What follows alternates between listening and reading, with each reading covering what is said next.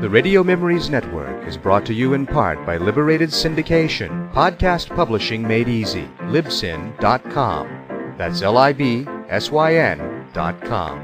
Welcome to the Old Time Radio Network Detective Stories, continuing America's love affair with private eyes. We now go back to the early days of radio and our imaginations with our feature presentation. Now for this week's episode of Bulldog Drummond.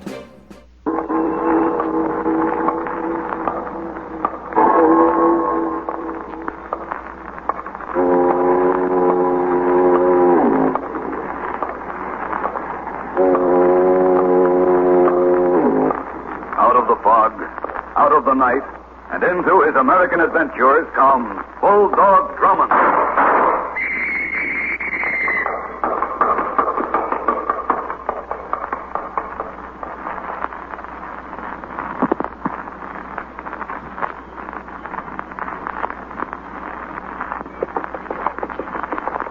It was a typical bright spring morning. I was out for a canter in the park. As my horse jogged along the elm-lined bridle path, I remember thinking to myself that nothing could possibly mar the peace of this morning. It was a comforting thought, but as usual, short-lived. Help! Stop it, please! Help! Stop it! Help! She passed by in a cloud of dust. Quickly, I spurred my mount into a gallop and started after her. As we sped around a bend in the path, I pulled up alongside the runaway horse, reached out, and grabbed the reins. Whoa! Whoa there! Whoa!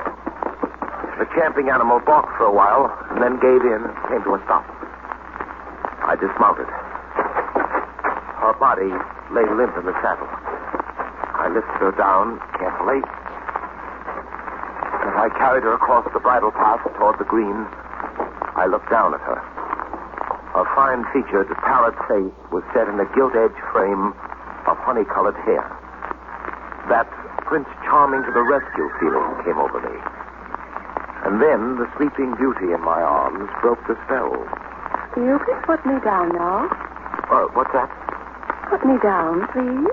Oh, you're sure you're all right? I'm all right. Very well. There you are. Thank you. Might I suggest that the next time you go for a ride, you pick a less spirited horse? This animal and you don't appear to see eye to eye. Oh, Raven is all right. Well, does he usually take you for such an exciting run? I had him under control all the time.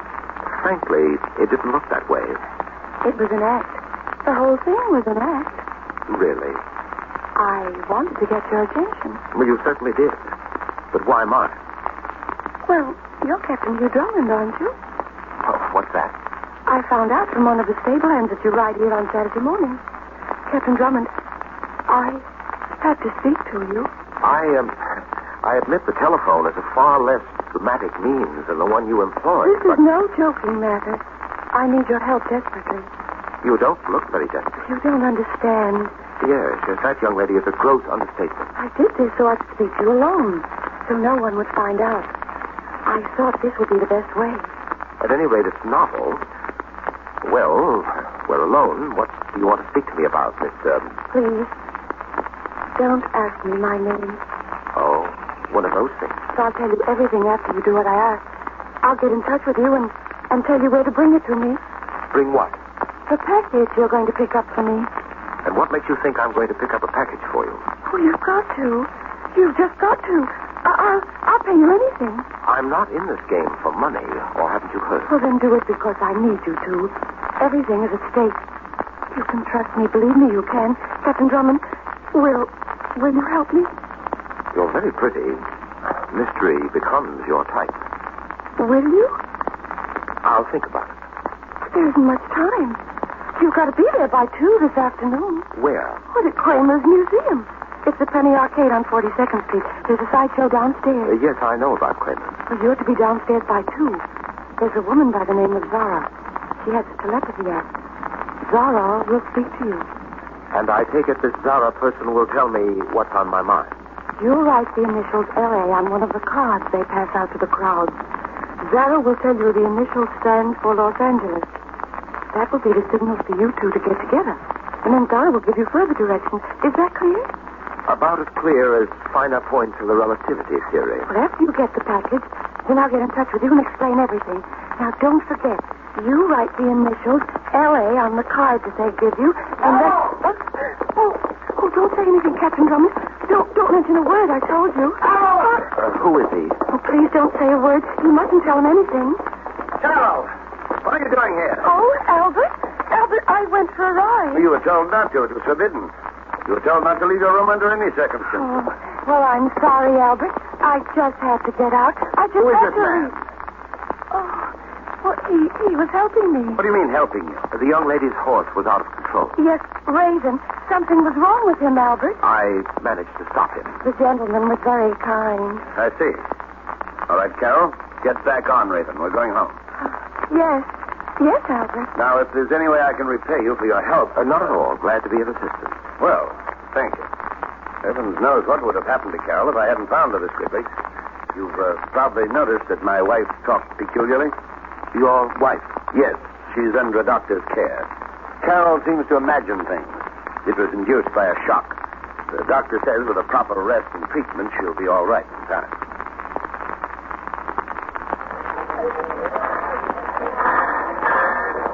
I phoned Denny and had him meet me at Kramer's museum.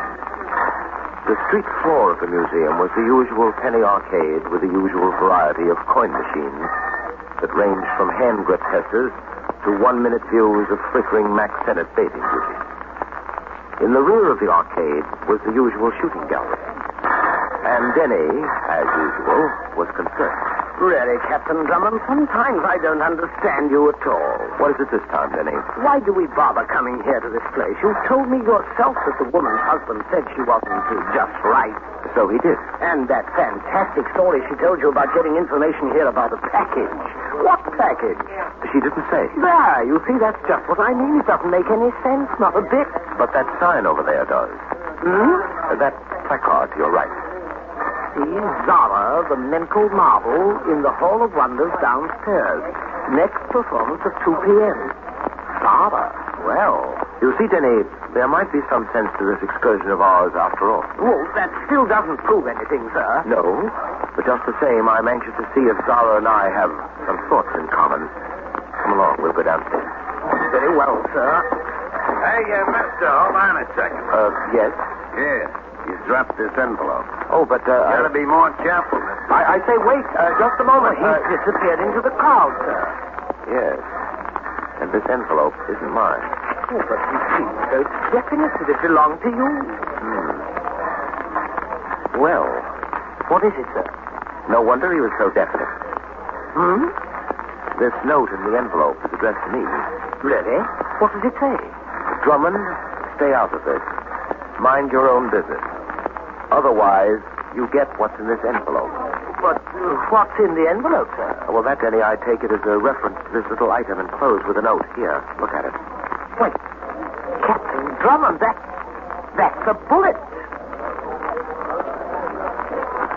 And now, ladies and gentlemen, presenting to your amazement, our next attraction on the platform to my right, Kim Chan, the Oriental juggler.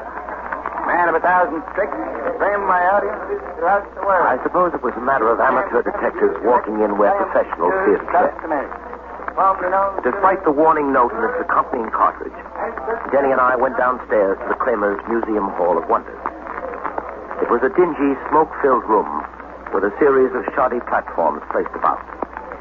We waited impatiently as the listless Barker conducted the onlookers from one dull attraction to another. And then at last, we moved with the crowd to the front of the platform where the silver letters on the black curtain spelled out, Zara, the mental marvel. Zara, ladies and gentlemen, the Wonder Woman who reads your mind, the little lady who knows your every thought. I see the gentleman's collected the cards upon which you've written your question. Now, Zara, the mental marvel, will astound you with her ability to delve into the recesses of your inner life. If she were able to delve into mine, sir, she'd know that I'd prefer to be safe and sound at home rather than elsewhere. Card here upon which is written the initials L.A. Oh, that's yours, sir. The person who wrote these initials wishes me to answer a question in relation to a city. Will the person who wrote the initials speak up, please? I wrote the initials. Thank you, sir. Am I correct? So far, Gentleman wishes some information about the city of Los Angeles. Am I right, sir? You're quite right. Gentleman desires to know if the trip he plans will meet with success. Will he find what he seeks? Well, will I? I can only see that the gentleman is headed in the right direction. The rest is not clear yet. The gentleman will remain for a moment after my performance. I shall be happy to discuss the matter with him. Very well, I'll wait. Thank you, sir. Now I have a card here upon which is written the question, where will I find...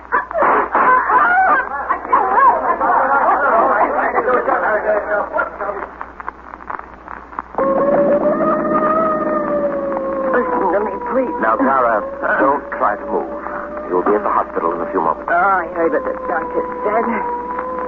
Not a chance I heard him. I gotta tell you this. I saw him in the crowd. It was Ace. He did this to me.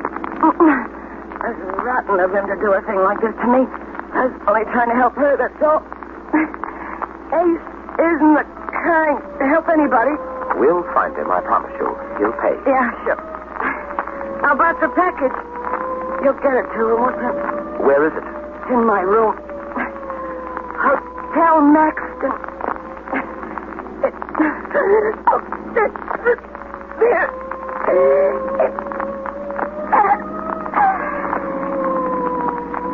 Denny? Yes, sir.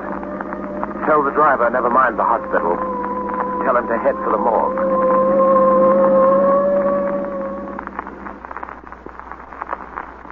I'll return in a moment to continue our story.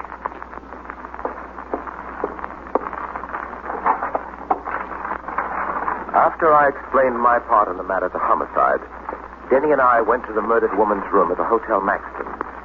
We hurriedly looked through Zara's effects for the mysterious package. Nothing of importance in this closet, Captain Drummond. All right, try the bed. It may be hidden in the mattress. Yes, sir. Oh, Denny. You found it, sir? No. But this newspaper clipping. Look at the picture above the story. Why, that's Zara. Yes, but just now it's the man in the photo I'm interested in. Oh, yes, his face does look somewhat familiar, but I just can't trace it. I can, Denny. In Kramer's Museum, the Penny Arcade. Why, of course, sir. He's the man who handed you the envelope. That's right. This clipping is from a Chicago paper dated June 2nd, 1937. Listen to what the caption under the photograph has to say. Shown above are Ace Collins and his wife Rita, who were sentenced yesterday to a 5-year term for a $15,000 jewel theft. Also sentenced, but to a lesser term, was Ann Vincent, sister of Mrs. Collins. What? Zara, she said Ace. She said she saw him fire the shot. It was her own husband who killed her. Yes, Denny? But why? Evidently because he knew she was about to turn over the package to us. Oh, but what could be in the package, sir? Now, the rest of this newspaper story makes that rather obvious. According to the account, Rita Collins, or Zara as we knew her, worked a fortune-telling racket in Chicago for the sole purpose of obtaining information from unsuspecting clients. Information regarding the location of valuables. And that simplified Ace's second story work. Precisely. Ah, then the package in question must contain valuable jewels. Undoubtedly, Denny. Ace and Zara were back in business at the old stand. Now, let's get back to our search. Try the bed, as I told you. Yes, sir. In the meantime, I'm going to finish looking through this chest. You still looking for something? Oh, sir. Go ahead. Keep looking. Well, at this 45 I'm holding about here. How did he get in here, sir? Maybe I should have knocked. Yes, I believe Emily Post lists that as the acceptable manner of entrance. What are you doing in here? Believe it or not, we're the new porters, just tidying up the place a bit. So you're a funny man, huh? It helps to make these trying situations more tactful. Well, look, funny man. Maybe this will make you laugh on the other side of your face. You and that character there are headed for a fast trip to police headquarters. Oh, headquarters. He said headquarters, sir. You heard it straight. The dame that lived here was knocked off this afternoon. Well, no one knows that better than we do. This guy's even dumber than he looks. Come on, you two. Let's go. Oh, no, you don't understand. You heard me. Start marching. But wait a minute. Now, look, I don't want any trouble from you. What Jenny is trying to say is that we just came from police headquarters. Hmm? Quite. And for your information, this gentleman is Captain Q. Drummond. What? Drummond. Captain Q. Drummond. Drummond? Well, why didn't you say so? That gun you're holding didn't exactly invite introduction. Oh, right. I guess I'd better put it away, huh? Any objection, Denny? Not the slightest, sir. My name's Braden, Drummond, Carl Braden. I guess you're kind of wondering what I'm doing here, huh? Kinda. Sure. Well, I guess I can't blame you. I'm with the Acme Insurance Company, special investigator for the claims division. I've been trying to track down a diamond necklace that was stolen a couple of weeks ago. Acme stands to lose $20,000 if I don't round up that ice. I had my eye on that Zara dame. Well, Denny and I have covered every inch of this room. No luck, huh? None so far. Well, I guess it looks like Acme is going to have to pay that $20,000 to Albert Stevens' wife. Albert. That's right, Albert Stevens. And Mrs. Stevens' name is Carol. Yeah, Carol. And a lot of help that dame has been to me. After the ice was reported missing, Mrs. Stevens goes into a mental tailspin. Nothing she says makes sense. Captain Drummond, Mrs. Stevens must be that lady you met in the park this morning. Denny, you stay here with Brayton. I suggest you two give this room another going over. Maybe we missed a spot or two. In the meanwhile, I'm going to see a woman about...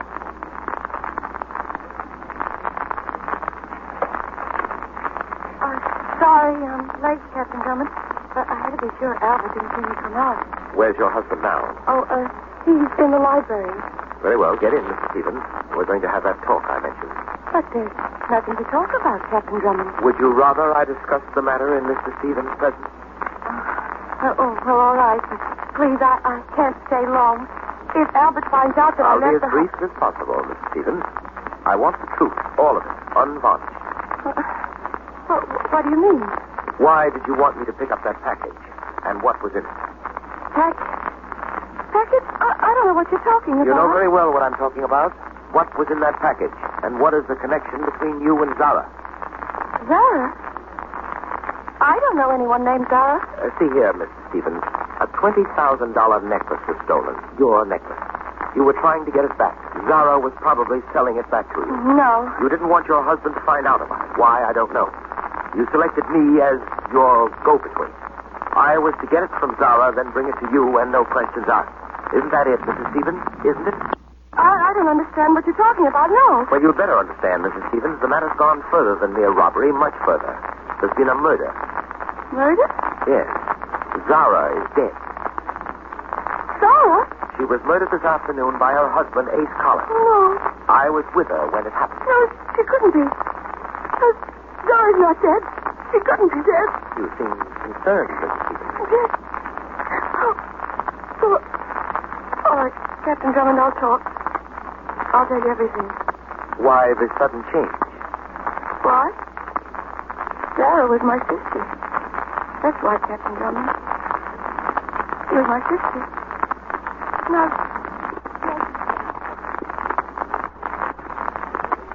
And this is Mrs. Stevens' story as she told it to me, Denny.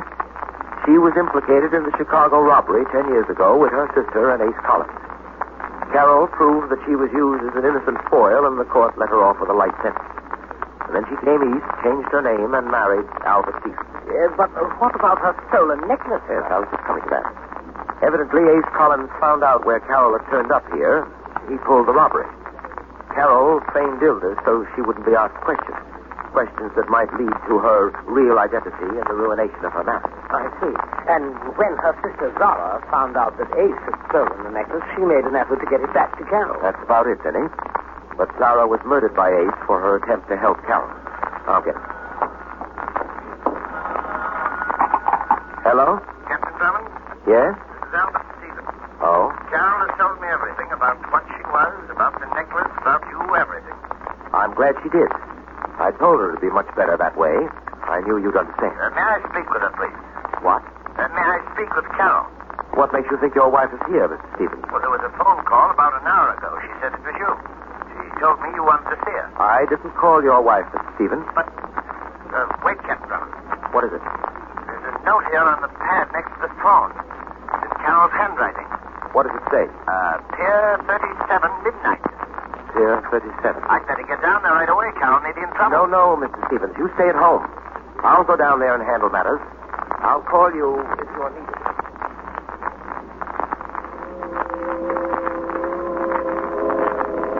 keep walking. What? So like I tell you, Drummond, just keep walking to the river. The voice sounds familiar. How does the face look? Familiar. Ace Collins.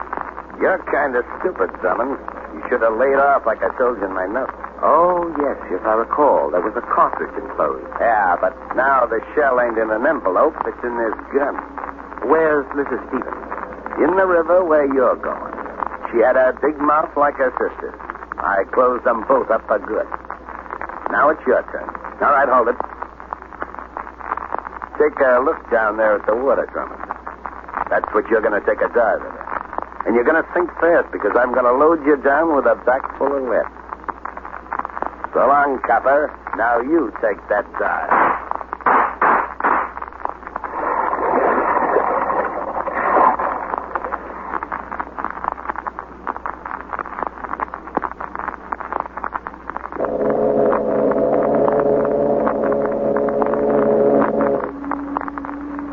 Boat just came in, Denny. They found Mrs. Stevens' body under the pier. Oh, horrible, sir. And just think, you might have been at the bottom of the river, too, if not for a stroke of sheer luck. Well, Brayton's entrance on the scene was not luck, Denny. It was nothing short of a miracle. Guess it was good that I got Ace in time, huh? How did you ever, in heaven's name, happen to be down here at the waterfront? Like I told Drummond, I called the Stevens house. Mr. Stevens said Drummond was down here hunting for his wife. So I came on down to lend a hand. Just when I get here, I see Ace and Drummond over near the edge of the pier. I see Ace's gun flash in the moonlight. I figured what was up. So I let Ace have it, and he goes into the river. Well, Brayton, as they say, one good turn deserves another. I'm going to repay you for what you've done. Denny. Yes, sir? Did you bring it with you? I did, Captain Drummond. Here it is. Show it to Brayton. It's the necklace. The Stevens necklace. That's right. Where did you find it? In Zara's room at the Hotel Maxton. What? Well, but you said it wasn't there. You said you covered every inch of the room. I found it in the drawer just as you walked in. I managed to slip it inside my coat before I turned around. At that time, I wasn't taking any chances. I wasn't trusting anyone. You couldn't blame me, could you? Yes, I couldn't. But you certainly proved yourself, Brayton. No doubt in my mind now where you stand. Well, I suppose that about winds the matter up. Yeah, I guess it does that, Drummond. Except, of course, for a few minor details. How do you mean? Brayton, I was on to you quite a way back. What are you talking about? Murders. 3 of them. The 2 you had Ace Collins commit, Zara's and her sister's, Carol Stevens, and the one you yourself committed tonight, the killing of Ace Collins. What's the matter with you, Drummond? Where do you get that stuff from? You crazy? I saved your life. Ace was going to kill you. I got him in time. You saw it yourself. You'd be a dead duck if it wasn't for me. Why do you talk like that? Saving me, Brayton, was part of a scheme to do away legally with your trigger man. I admit it looked good. Extremely good. Look, Drummond, will you cut this gag out? A joke's a joke. You placed the suspicion squarely on yourself when we first met in Zara's room. At that time, you mentioned Zara's murder. It's rather unusual that you should have been aware of that fact, seeing that I'd reported to homicide only about 20 minutes previously.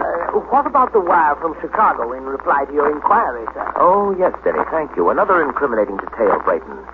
10 years ago, you were on another stolen jewel case. You recovered the jewels through an underworld contact. Your company was quite willing to pay the $5,000 to get the gems back by that method, rather than run the risk of paying the full insured value. Unfortunately, that case backfired, and Collins and his wife were picked up by the police later. It must have cost you a good deal to keep them quiet. No comment from Brayton, sir. I take it you were accurate in every detail. Is that all, Captain Drummond? Just about, Denny. Except for one thing.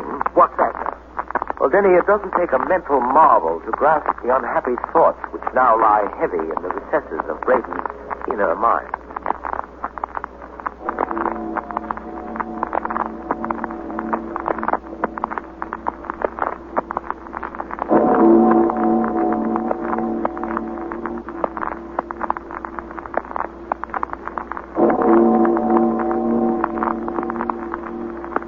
I'll be back in just a moment to tell you about next week's story.